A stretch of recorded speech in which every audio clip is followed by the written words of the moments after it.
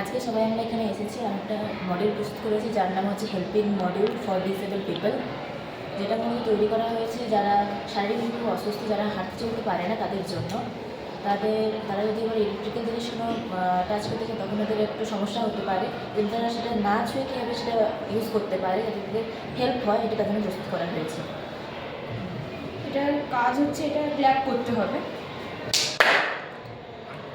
Clap করে create করতে হয়। এটা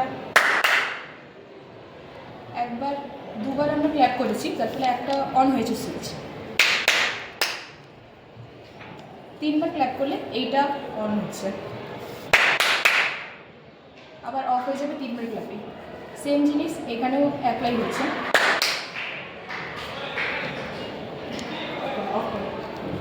আমরা এটা তৈরি করার জন্য কিছু কম্পোনেন্ট ইউজ করেছি। এখানে এটা ব্রেডবোর্ড, আরডিউনো, এটা মাইক মডিউল, এটা জাম্পার ওয়্যার, রেজিস্ট্যান্স, দুটো এলইডি ইউজ হয়েছে, আর পাওয়ার ব্যাংক রয়েছে। Thank you.